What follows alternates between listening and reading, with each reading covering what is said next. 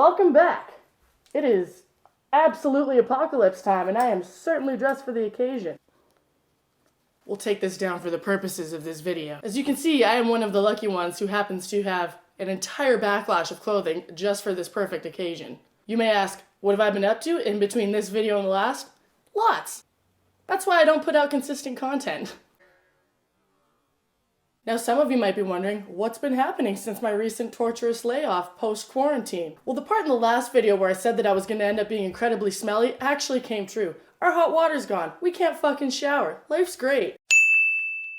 Luckily for us, we've remained incredibly well stocked on fine cold Milwaukee beers.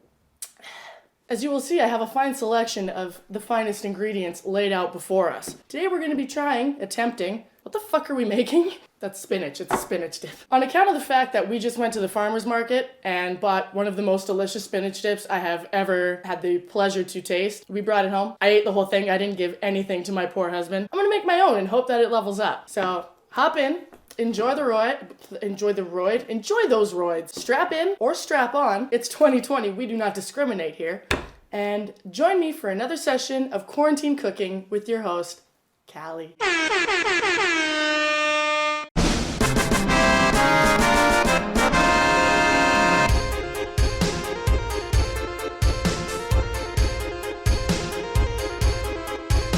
Today we're going to be looking at how to make your very own spinach dip right from quarantine, right from your home. It's not like you're going to be entertaining guests anytime soon. I mean, unless you feel like dressing up your animals in really sad post-apocalyptic clothing. I've definitely never done that. Now, let's have a quick look at the ingredients that we're going to be working with today. Yeah, shit.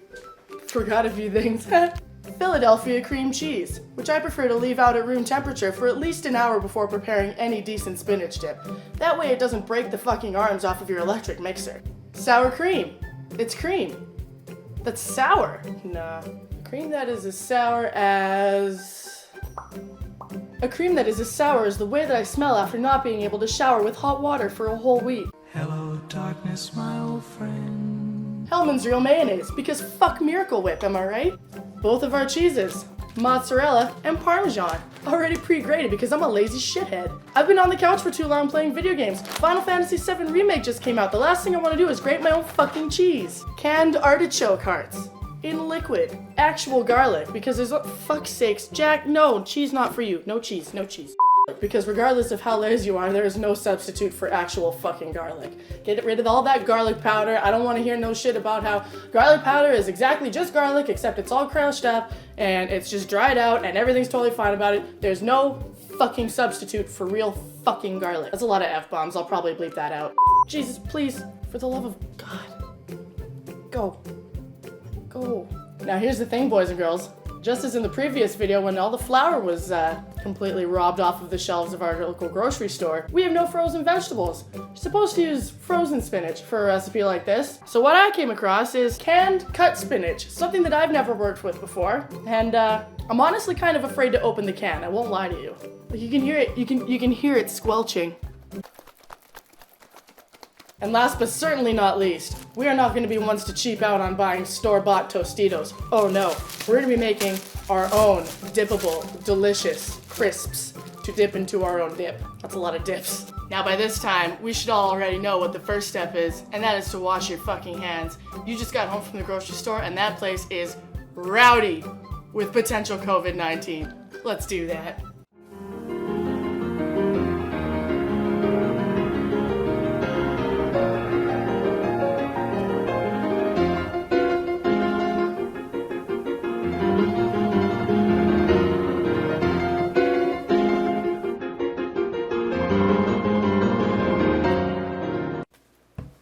Clean countertops and clean sink. Can't go wrong. Now while we're already over here at the kitchen sink, I figured it'd be a good time to get a look at what the fuck canned spinach looks like. Ooh. Ooh. That's a smell? Now what you're going to want to do is take a colander, as I have here, and get as much of that moisture out as you possibly can. Oh! And don't want to touch it. You just want to squeeze it out. Oh god. Oh, it's like Play-Doh.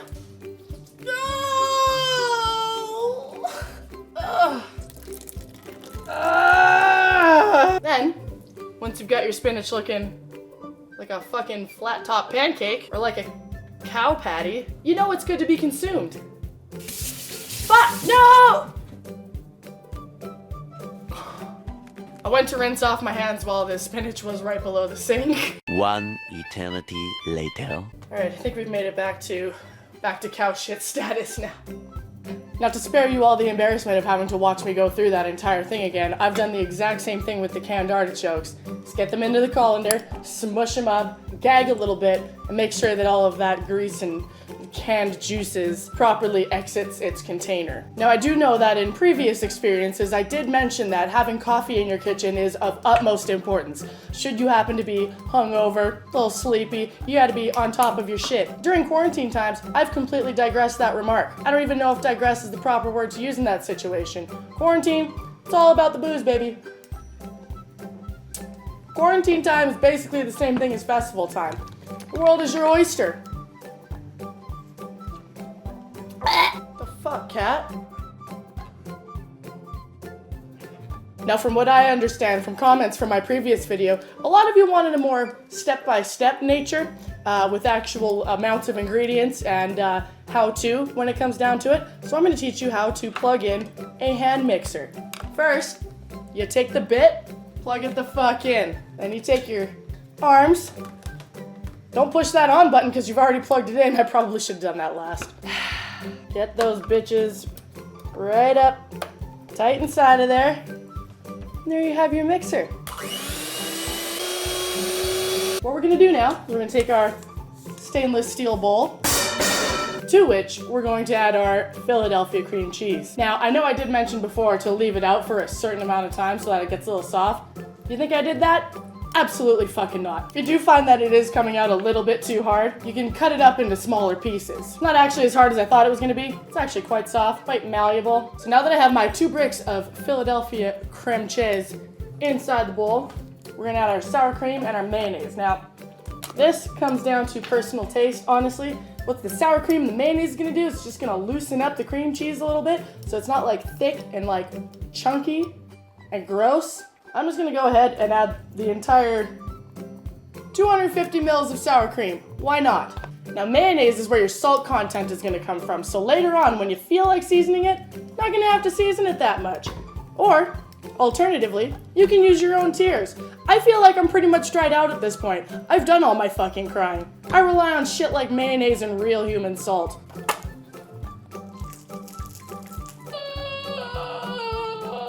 Let's see what happens.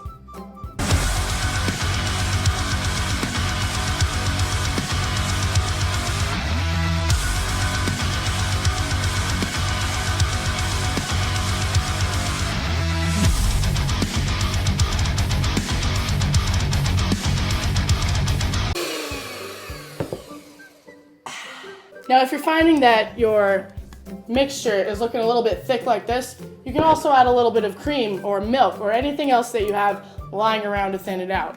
Do I have any of that shit lying around? Do you think I thought well enough ahead of this video to go and pick some up from the grocery store while I was there buying supplies for this shit? Absolutely fucking not. Y'all put too much faith in me. This is gonna be the thickest spinach dip y'all ever did see. Vodka thins things out, right? Now, as you can see here, I've already fucked up. There's absolutely nothing I can do to remedy the situation except for the teensy little bit of vodka that I may or may not have added into it. So instead, to add a little bit of salt content, we're gonna go with another whole cup of my fucking tears. These are tears that I cried in between scenes after recognizing that I absolutely was not able to get cream or use anything else in the world to thin this out. I'm gonna add it gradually using my hand mixer until I get the consistency that I want. Well, wouldn't you know it, a cup is exactly the amount that we needed. You want it to be dip-like. We've all had dips before. What the fuck am I explaining to you what a dip is? Next step is we're gonna add our canned spinach and our canned artichoke. Take your knife, plop out that cow patty on your cutting board. Give it a nice little smash. Oh my fucking god. flatten it out. Make sure it's nice and chopped up. You don't want any like long ass stringy bits of spinach in your spinach dip. That shit gets caught in your teeth and it looks like you're walking around with pubes when you smile. What I've done here is cut them into pellet-sized pieces. So what you've basically gone to from here on out is a cow shit, and you want it to look like a deer shit, alright? What the fuck am I trying to say? Both eat equal amounts of vegetation. Both their shits look the same, save for the size. We're going from cow patty to deer patty. Take your spinach, try and distribute it as evenly as possible. Now you might not need all of it, is the thing here. You don't want a completely spinachy spinach dip. I have about a yak turd left over, for those of you who are wanting actual measurements. Now to me this is looking pretty good. I don't know if you guys can see it as well as I can. Everybody who is wanting to make a spinach dip has obviously had spinach dip before. If you don't know what spinach dip looks like or what it's supposed to look like, then I don't know why you're even watching this video. You know what a spinach dip looks like, you can judge exactly how much fucking spinach you want in your dip. I have chosen to negate the yak turd. Next up, what the fuck are these called again? I was gonna say avocado. Next up we have our artichoke. We have a decent amount of choke here. Fuck. Same thing, you're gonna take your artichoke, give it a nice good splat. The thing to keep in mind here is that artichokes have a lot more pungent of a flavor than canned spinach. Spread it all out. This does look an awful lot less like a cow patty, more like a baby just shat all over my cutting board. Same thing, cut it up, nice and small. Little baby turds now. Actual human baby turds is the vibe that we're going for here, ladies and gentlemen. And, once again, based on preference,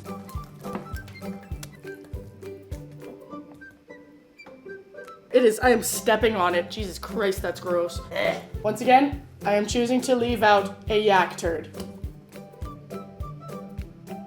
My socks are literally soaked with artichoke juice right now. We're gonna set that aside, chop up some garlic to add for flavor. Because what are we when it comes to garlic? Not fucking lazy. These goggles fucking hurt, my guy. You can be a lazy piece of shit any other time of your life. You can be a lazy piece of shit and spend an entire week on the couch playing video games. You can be a lazy piece of shit and let your laundry pile up higher than the basket is. So much so that it's overflowing and all the cats want to do is snuggle in it and add to the mess that is the laundry that is dirty on top of their own cat hair. It's quarantine. Who gives a fuck? But when it comes to garlic, we don't fuck around. I'm gonna make a little quick incision here. Peel away the flesh. Confetti! Now, as a general rule, if a recipe calls for 1 clove of garlic, I like to add many. We're gonna go for 3 whole clovey boys in this bitch, ladies and gentlemen. I hope you're ready for this. I hope you're ready for this. I hope you're ready for this. You take your garlic, take your knife, smash it. Really just get in there and get rid of all that anger, all of that disappointment for how long it's taken your EI to come through, for how long it's taken the government to support you in this trying time, for how you as a small business owner have been left behind by the Canadian government, how they're not paying attention to you and thinking about your very important and individual needs. Just gonna cut off the tips there. Once you give it a good smash, flesh should just peel right off. Now what we're gonna do is mince the garlic. Now, if you're not accustomed to having pro-ass fucking knife skills like your girl here, you're gonna want to take this a little bit slow. Proper way to hold a knife. With your 2 fingers, as so, and grab with the rest. We're gonna mince this shit up. And here we have our minced garlic. All right, boys and girls, we are now at the point where we are ready to start adding our seasonings and our cheeses. Now, before you screw with any seasoning, the first thing you want to do is taste your product. Tears are incredibly salty, and that is probably the most important thing that you can take from any of these combined videos that I have done in the past. I'm gonna take butt end of a spoon here, for lack of COVID. That is already quite good. The saltiness of the tears in combination with the salt of the mayo have really brought out the other flavors and kind of helped to squash the flavors of the canned juices that we have wrung out just before. I like to use a little bit of lemon juice in mine. This is totally up to you. Of course, I have the fake lemon juice because why would I buy real lemons? Because instead I decided I wanted to make cheap-ass Caesars later on tonight. Quick little squirt of that boy. I am going to add just a touch more salt, because ain't nothing around here as salty as this bitch. Lots of pepper. Fresh ground is the way to go. Pepper is another thing that we don't cheap out on. We don't cheap out on pepper. We don't cheap out on garlic. We put forth the effort for proper flavor. Now another thing that my chef has taught me to thoroughly enjoy is a little bit of good old-fashioned onion powder. Onion powder goes with literally everything. I'm just gonna take a nice little handful here and just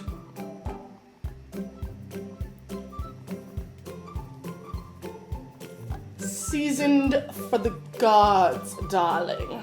And if I fly, or if I fall, at least I can say I gave it all. Next, we're gonna take a bit of our pre-grated Parmesan, sprinkle a bit of that boy in there.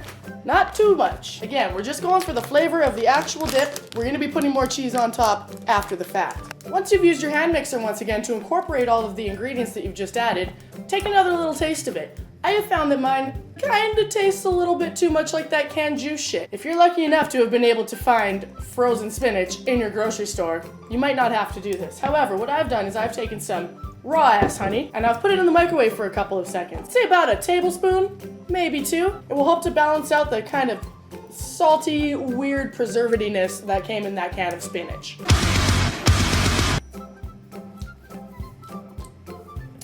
That does it. And now, for my ultra super secret ingredient, which a lot of you might know about, this is a special spice from my hometown of Bethlehem, Pennsylvania. It's called SHUCKS. I like to put it on basically everything. Check them out. They got their own website. They'll ship you some. I'm just gonna throw a little bit of this in here. Just a little sprinkle.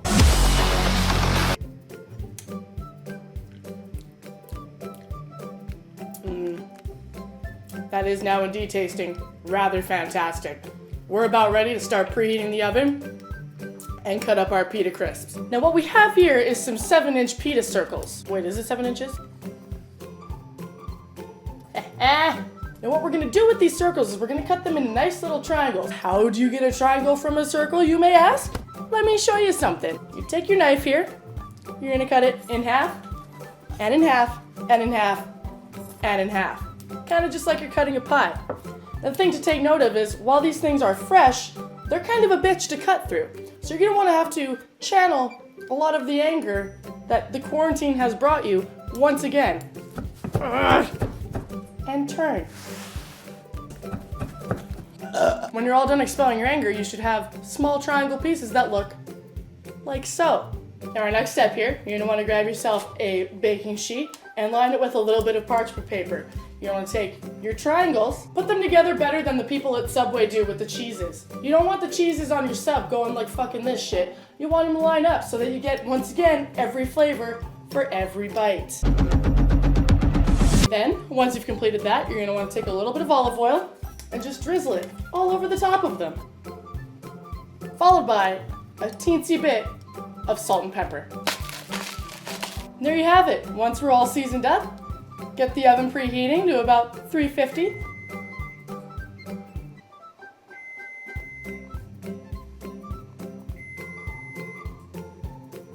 I swear to God, I did not time that on purpose. Clearly the oven is preheated. We're ready to go. We're gonna throw these in on the top rack and, the fuck are we gonna do? And what I've done here is I've taken some of our spinach dip and placed it into a nice oven-safe dish for the heatings. Now initially I know that we did say that we were going to use both Parmesan and mozzarella, but because apparently I'm an absolute degenerate who doesn't own a cheese grater, we might just stick with the already pre-grated Parmesan. Unless we want to cut up the mozzarella really, really small. You know what, fuck it, let's do it. This is fine. Now that we've covered our delicious spinach dip, you'll note that we have some mozzarella left over. That's good shit. Woo! Now the pita crisp should only take about 5 to 10 minutes in the oven tops. So what you're gonna wanna do is you're gonna wanna throw in your spinach dip first and wait until it gets an internal temperature of fucking obliteratingly hot. You want your fucking tongue to be melting off. You want your taste buds to be melting off of your tongue the first time you dip a crisp in and try it. That way, once that is already done cooking, you can throw in your pita crisps, 5-10 minutes, wait a little bit for the nuclear to calm down, and fucking have at her, buds.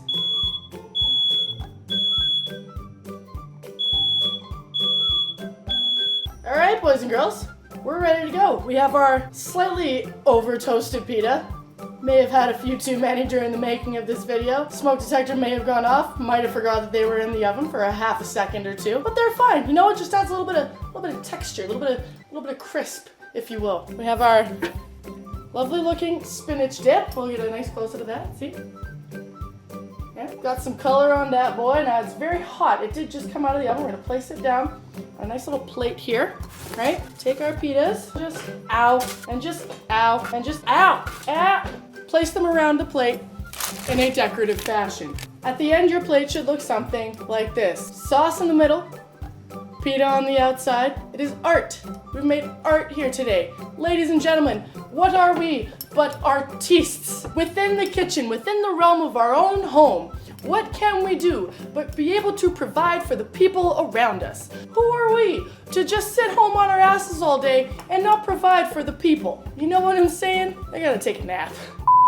And just like that, you have a fun, easy, and satisfying way to entertain your guests while in the middle of quarantine. I hope you guys all had fun with me today. My name is Callie. I will see you at our next video. Where'd the vodka go? Ziltoid.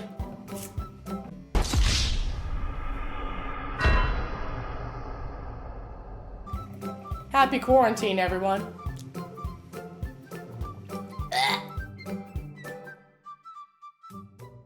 We are entirely robbed of our frozen vegetable We have been entirely robbed of our frozen vegetable second. Oh my god. Drink more, it'll help. That was not the way.